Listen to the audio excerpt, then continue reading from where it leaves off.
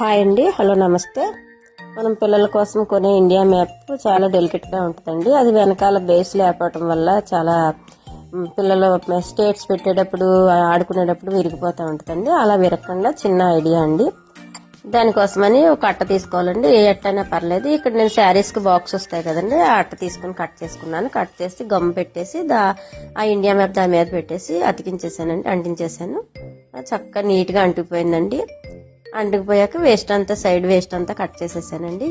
Cut చేసేసి 2 నిమిషాలు ఎండలో పెట్టేసి అదిగో నీట్గా అయిపోద్దండి. అప్పుడు చూడండి స్టేట్స్ అన్ని పెట్టేసుకోవచ్చు. మా మనవడు నేను పెడుతున్నామండి. అసలు నాకు అంతమంది ఇండియా మ్యాప్ పెట్టడం తెలియదు, అసలు రాదు కూడానండి. మా మనవాడికి మా అమ్మాయి నేర్పింది.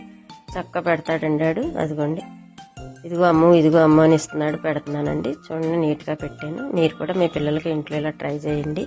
టీవీలకి ఫోన్లకి అలవాటు పడకుండా ఇలాంటి యాక్టివిటీ ఆటలు చక్కగా మంచి మంచి నేర్చుకుంటారండి. చూడండి ఒకసారి. మా ఐడియా మీకు నచ్చినట్లయితే లైక్ చేయండి, షేర్ చేయండి, కామెంట్ చేయండి.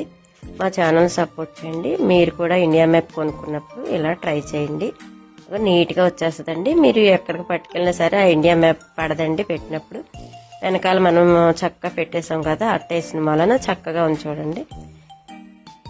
థ్యాంక్స్ అండి.